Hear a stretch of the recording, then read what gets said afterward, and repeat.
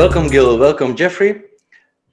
First question for the both of you. What is premature ejaculation? Maybe Dr. Jeffrey Ruterbusch, you start. What are the symptoms? Yeah, I wish I'd die every time I saw that. But you know, the real problem with PE is hard to define. And depending on the definition is how you determine the prevalence. And some books, and again, I've got books on sexual medicine and contemporary ED treatment and the book on testosterone and all these guidelines here. But the prevalence has been determined to be upwards of almost 40%. So it actually is the most common erectile dysfunction we see in men. And there are two types, usually lifelong, which, you know, begins when a man first starts sexual encounters. I don't want to say congenital. We don't start having sex in birth, but usually it's lifelong. Like I said, it starts when the man first starts having sexual intercourse, or it's acquired. He didn't have that, and all of a sudden he acquired it. And it depends on how you define the term. Again, if you look at intromission, fancy word for penetration into the vagina, you define it as a beginning right then, and then going to ejaculate. Some people will tell me when I ask them, because they'll come and see me, and they say, "Doc, I got PE." I said, "Well, how do you define it?"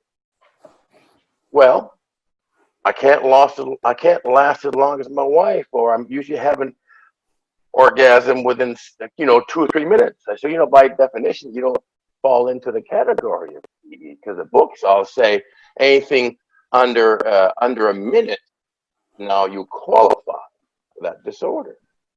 So over the time, I kind of developed my own definition of what it is. It's very simple. It's just basically that you're not able to delay your ejaculation until you achieve sexual satisfaction. And that's a big word, meaning it's a simple definition. But some guys are happy with a minute or two, just because they're happy and she's happy. Some guys want to go 5, 10, 15 minutes. And to them, anything inside of that time is not a successful sexual. So I've adopted a different, definition for it. I want to adopt the most wide definition so I can help the most guys. Some doctors, these patients come in, they say, "Man, I got PE, but doctor said that I lasted for, a minute and a half. I don't have PE, so he's not going to treat me." I said, "Well, are you happy with your lovemaking session?" And they say, "No." Is your wife or lover happy with your lovemaking session? He says, "No, she's not." I said, "You have PE by definition." Okay, no, there are. Some guys, I tell them you can't have sex for 2 or 3 hours and then have an orgasm and then think that's not long enough. Something just common sense. So again, I like to have the most wide definition of PE so I can help the greatest number of people. It's very hard to define. So I use that wide definition. So again, I feel that I'm able to offer therapy for the condition. Now, I'm older. When I was younger, my dad worked for a drug company called Ciba. And they had a topical ointment called Nupercanol. It was a topical anesthetic. So my dad, in all his wisdom, decided to take some samples of Nupercanol, take it out of the sample vial, tubes, package it in little canisters, and take it out to sell in the streets as what he called was Prolong. This is back in the 60s. So it was a topical anesthetic that numbed the penis so you had less sensation, so you go along. The problem with that is that you have contamination of the vaginal mucosa. And so the woman would also lose some of her sensation, and she wouldn't enjoy it so much. Okay? It's been around forever. Now, we've all heard of Hims and, oh, what's the other company that you can dial? They have these, these sexual things you can call, get men's products. Their solution for PE is a simple 4% topical cream that has benzocaine in it. So it's been around a long time. In the old days, we just put a topical numbing medicine on the penis. There's all kinds of things you can do, like pinch release method, try to learn how to handle it. But there's a lot of psychology involved. I think Gil knows it. Most of my younger guys that had lifelong PE had a lot of anxiety or some type of trauma in their life, sexual trauma. So you do have to do a careful history to find out what the best approach is to solving this man's PE. We in the men's clinic that I used to, there are some some pharmacological approaches. We had a company that would prepare for us now, I may be getting ahead of the ball game here. I'm doing some treatments. Mm-hmm. But again, it is, in my opinion, the most difficult treatment to overcome. I mean, I have a lot of guys that I was not able to extend their sexual intercourse to their liking. So I would refer to a medicine we called Restenza. It's just a medicine that was compounded for us. It had 3 active ingredients in it. It has a dextromethorphan, which, if you know, it's just an active ingredient in cough syrup. And it had tramadol, and these both work by increasing serotonin levels. And it had a little, I think, Viagra, sildenafil. Great medicine. Problem with it is a lot of side effects. A lot of my guys had nausea. The number one side effect was nauseous. Now, as an orthomolecular physician, I don't really like giving guys medicines that have so many bad side effects. And a lot of their absolute or relative contraindications to giving Restenza were the same conditions guys came in with. So, I don't know. It was very difficult for me to treat. The Restenza was nice to use. It worked in a small percentage of people. If I couldn't cure their PE, I'll just say, we need to go on a bi-mix or a tri-mix to just give you up longer. So if you do have a premature ejaculation, well, lovemaking not over with it. You'll stay erect, so you can continue on, satisfy yourself again, and definitely satisfy your partner. So I would fall back on the intracorporeal pharmacology if the topical anesthetics or the pharmacologic oral meds didn't work. Mm-hmm. So Gil, tell me about what your clinic does for PE. So I want to touch on one thing you said, Jeff, and as physicians, you'll both appreciate this, but I think the masses don't quite understand the difference between defining conditions in a clinical versus a subclinical method. And, clinically, some guys, like Jeff mentioned, would not be considered PE candidates, and they may be discounted and written off as such. But again, this is more of a subjective condition. As he said, what is satisfactory to you? Now, within reason, obviously, somebody who comes in, egotistical and says, well, I need to last 3 hours, anything subpar is insufficient. Let's be real here. 3 minutes is not clinical premature ejaculation, but granted, it does pose issues and it does ruin relationships over time. And there is no reason someone should be turned away just because they, quote unquote, fall into a category. And it's no different than hormones. We all know very well how guys are turned away because they fall out of a clinical range. So when you're assessing someone subjectively and they tell you this is hindering the quality of my life, and we have the opportunity to help them, now comes the part where I feel it's most important. And this is why oftentimes when we get guys on a form saying, I have this issue, what should I do? Well, they're describing a symptom, but they are bypassing a very crucial part that comes before diagnosis, and that is the assessment.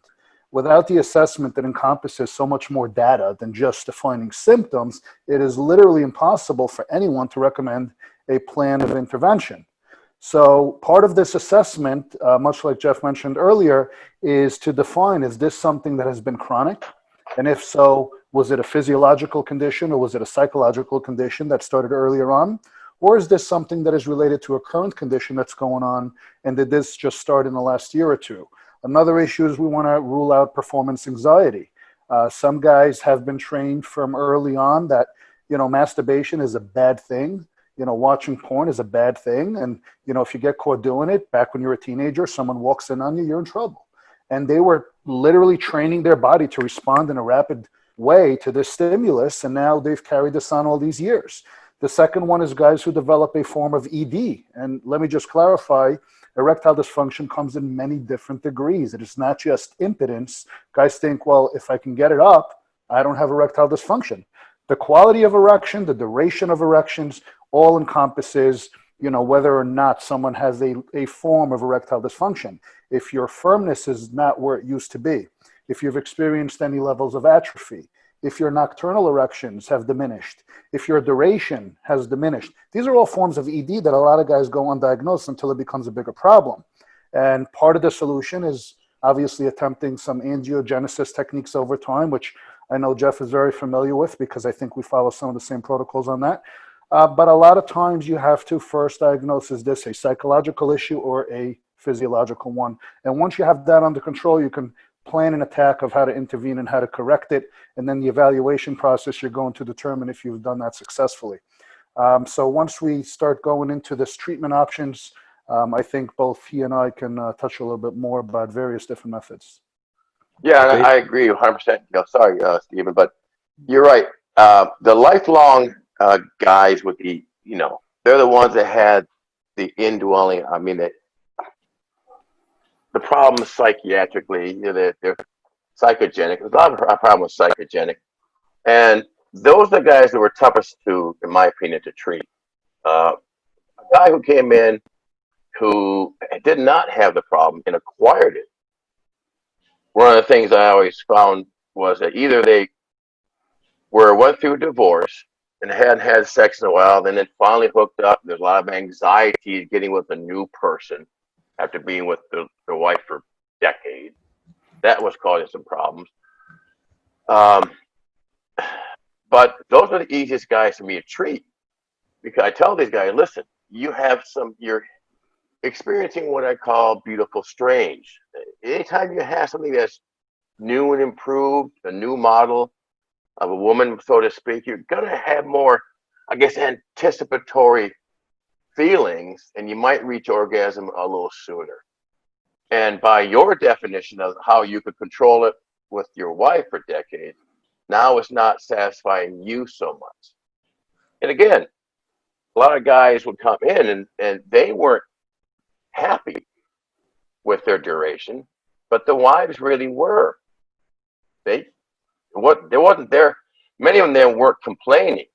Now, there were some people, women that came in and would say, yes, it's coming, he's orgasming way too soon for my delight.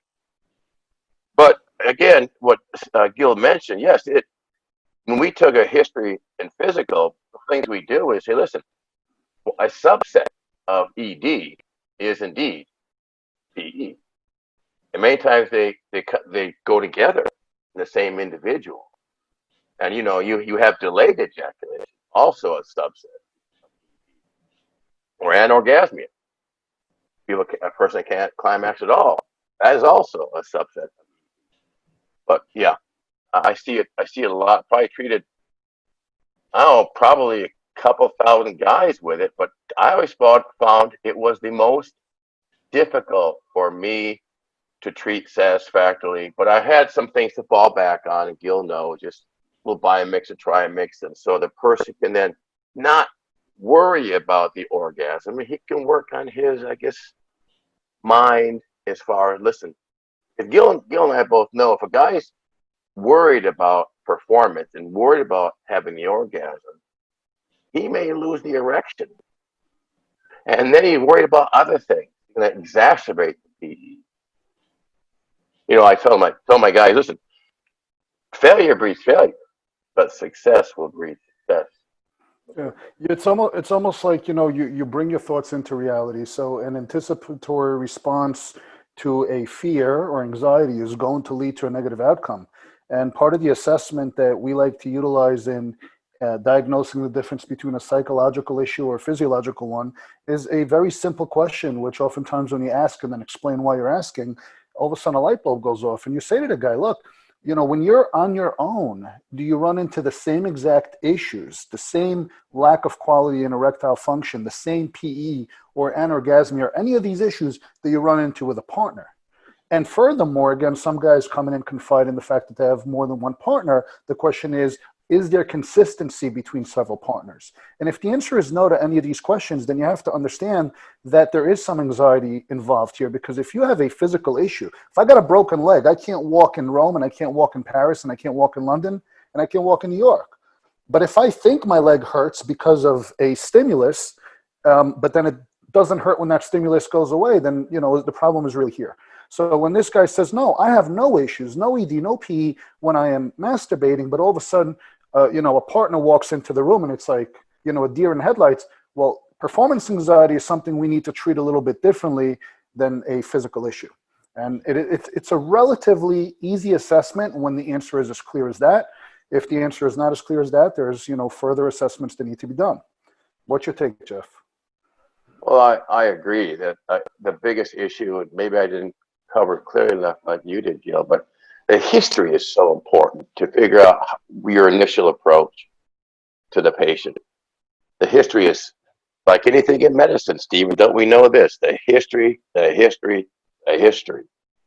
And, you know, some guys, problem with big guys, history, they're sometimes erratic, sometimes they're inconsistent, sometimes they don't quite tell you the whole story. But you have to, like, evoke it, like pulling teeth to get a better history. And sometimes a guy will come into me several times before he told me the real story.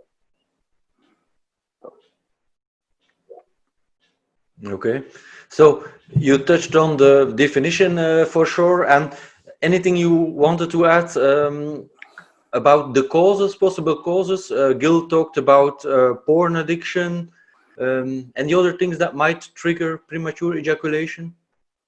Well, I mean, if you study it, like in that Journal of Sexual Medicine here, there's a lot of causes. That's why it's hard to really get to the root cause. You got to ferret through all the stuff to get down to the root cause.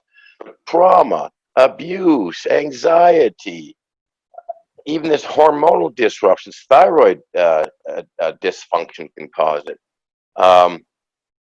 But I just find that the biggest issue in my clinical experience is usually psychogenic issues. But they're the most difficult to overcome.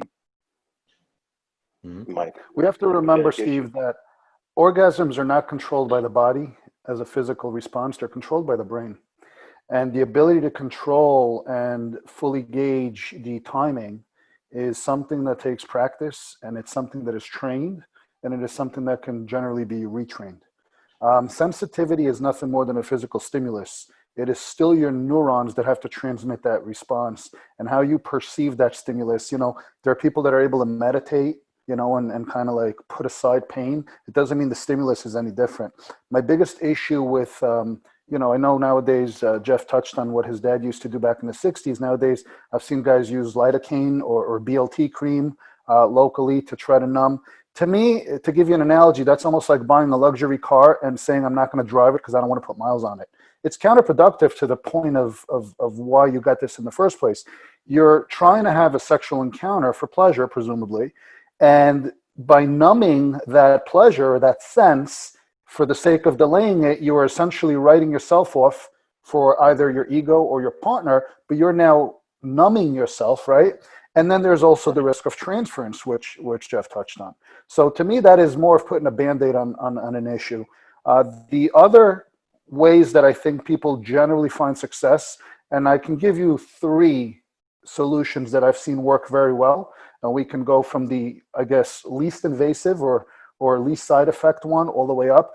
And now we're assuming that we ruled out a hormonal issue, okay, because dopamine and prolactin could play a part in that as well. But once you've ruled out the hormonal issue and assuming hormones are balanced, if someone's still experiencing this, I have found that PDE5 inhibitors dosed low daily do tend to prolong orgasm. So the ability to alleviate a 2-3 minute PE issue and turn it into a 10 or 15 minute issue in most guys is generally handled fairly well with a low daily dose of tadalafil, which has a decent half-life and is able to be stacked that way. And it's funny because I was having a conversation with Dr. Grant about this the other day, and we were brainstorming about how the mechanism of this actually works. It's essentially a vasodilator. And I don't think it's quite understood, the pathway of how these medications can actually, because that's not what they're designed for, right? They were initially designed for hypertension, and then they found that, hey, these have a pretty good effect on erectile function and whatnot, but we do know that they have other benefits associated with them. And PE is not one of those indications on this class of medications, but then we have found it to work fairly well, and they're fairly side effect friendly at low dose, especially tadalafil. I know sildenafil tends to have slightly more side effects, but that is probably the path of least resistance. And most guys who are coming in for hormonal or sexual treatments are probably not going to be too resistant to trying that type of a drug. The second one, I know that Jeff touched on it earlier, would be the local vasodilators, and those are directly the bimix, trimix, quadmix, and those generally contain, 2 or 3 different drugs in them. It's a firmness medication and a duration medication, which are essentially dosed according to the underlying issues that a man can have, from hypertension to diabetes, to fibrosis and various other issues. They tend to work very well in most patients. I would say over 90% of patients do respond very well in the first 10 minutes with that medication. You alleviate all of the PDE5 side effects because they're not systemic. They are localized, and they get the job done. And then when you have a psychological issue like performance anxiety and you administer one of these medications, as he pointed out earlier, what this does is it doesn't necessarily negate the PE, but it allows them to perform. And when someone builds up enough confidence in his ability to perform over the course of several months, oftentimes you'll notice that the anxiety that caused the PE in the first place begins to diminish and normalize. And then at that point, if you didn't really need that medication from the beginning, you can start to titrate off and go back to a normal lifestyle. So that is definitely a nice approach. The last one, which I personally dislike, it is, in my book, absolutely the last resort. Unfortunately, a lot of primaries or maybe even psychotherapists are going to use this as the first approach, is, SSRIs, okay, selective serotonin reuptake inhibitors. I don't like to mess with neurotransmitters. I don't like to block serotonin channels and whatnot to try to, but these have proven to prolong orgasm. In fact, guys who are on antidepressants who don't have PE often experience anorgasmia because it has the opposite effect. So when you have PE and you're kind of inhibiting the ability to orgasm, oftentimes all you're going to do for that guy is delay it. So a very low dose SSRI as an absolute last resort, if it really becomes an issue, is something that has also been shown to work. Personally, I'm not a big fan, but like I said, I would exhaust all options prior to going that route. Yeah, and I don't know about you, Stephen, but what I learned about SSRIs is that, in clinically, my experience is that, yeah, they tend to work sometimes for PE, but about 40% of my guys who came in with PE only now they got ED. Because one of the side effects of an SSRI is ED. So now I've added, I got a guy had PE, took care of his PE, but now he's got ED. So I don't like, I agree with Gil. As an orthomolecular physician, I do not like creating neurotransmitter imbalances in the body. Because guess what? An SSRI will create a buildup of serotonin at the synaptic cleft, and that will create a neuroendocrine or hormonal disruption. It does. It doesn't solve one, like the psychiatrist will tell you it does. It doesn't. It creates one. So that's the least of my the meds I like to use is SSRI. But yeah, there are a lot of textbooks and doctors that think it's first line. You know, I think Paxil has the best profile for men with PE, but again, I don't like using them. Last resort. And oh, by the way, when I went to Atlanta, when I first got hired on by that company, Gil, they sent me to Atlanta to take a course, and it's a week-long course in sexology or men's health. I didn't know this, but they're Target, Target. Target has a product called Promescent, Promescent, Promescent. You get it at Target. It's 2% lidocaine spray, and it absorbs so quickly in the glands that you only have to wait 10 minutes, which is not too much time. That way It's just a numbing effect. Exactly, exactly. But I didn't know that Target had this, in their pharmacy department. You can go up to 5% in lidocaine concentration in a topical without the need for a prescription. As we know, the lidocaine creams used in clinical environments are a lot stronger. I think 25% is the norm for the one we use for numbing, prior to, injections and P shots and stuff like that. But you can go up to 5% in a topical without a prescription. And Stephen, as a dermatologist, I'm sure you can concur. There's a lot of dermatological products out there that are essentially no different than the over-the-counter, except for the strength of the concentration. Yeah, right. exactly. Various bleaches and ointments for for acne and stuff like that. The only difference is the concentration. The concentration, exactly. Yeah. We have these lidocaine creams. We use up till 5% here as well, over the counter, that people use for Botox injections when they come to me, for example. Yeah, I think hydroquinone is a pretty popular one for dark spots, right? And that's a prescription, strong dose, and then you can get the over-the-counter bleachers or lighteners that that really are not that effective unless you use them very long term with high frequency. So again, I mean that you mentioned before the company Hims, which has gained a lot of traction through marketing. Now I've seen ads where they sell PE wipes. Now those wipes are essentially like transdermal applicants that you wipe on, and they're supposed to create a numbing effect. Yeah, that's 4% benzocaine. Yes. I don't like that approach. I really don't. You're telling someone if we take away the feeling, you're not going to orgasm. Well, great. If you take away the feeling, what's the point, right? And I tell you what, those cells. Of course it does. Everything. Look at Nugenix for testosterone, for God's sake. Yeah. Look at GNC, billions of dollars in sales in Nugenix, a damn herbal pill that is supposed to make a dent in your testosterone levels. Now, we don't even have to go there, but the three of us know a thing or two about that. And I mean, it just irks me every time I walk by a vitamin store and I see that stuff on the shelf. Yeah, but Frank Thomas uses it. Frank Thomas uses Nugenix. It must work, Hey, you want to write me a nice check? I may consider using it too. Okay, guys, let's wrap this up. Anything more you wanted to add, Gil or Jeffrey, for premature ejaculation? The only thing I would add, and this is more of a social advice rather than medical, I would tell guys to not be afraid to seek help. Men have this egotistical approach. See, women hit menopause and they go crying for help, rightfully so, and I commend them for doing so. It's spoken about quite often. Men go through andropause, and because it's a gradual drop and it is not one that is felt as quickly as menopause is, combined with the fact that they have to uphold this macho image, they don't ask for help. This includes hormone, this includes erectile dysfunction. Heck, we get guys walking into a clinic telling us, I haven't had an erection in 10 years. I lost 3 relationships. And it took them 10 years to ask for help. Guys got to wake up. You're human. You're made of flesh and tissue. You break like everyone else. No one is going to point fingers and laugh at you. People are there to help you. Find a competent provider who understands what's going on. Get in there, ask for help, fix yourself, enjoy the quality of your life. Life is short. It is way too short to waste a decade suffering when you don't need to. All right? There's enough chronic diseases out there that we don't have answers for. God forbid you get one of those. There's nothing we could do. You have something that is extremely curable and treatable, and there's no reason for you to suffer. So get over your ego, ask for help, and get it fixed. That's it. And Gil, there are actually bona fide studies that indicate that men who have regular sex live longer. than men that. 100%. Yeah. 100%. I mean, prostate health is just the beginning. You know, psychological and emotional health, you know, neurotransmitter effects of a healthy sexual lifestyle.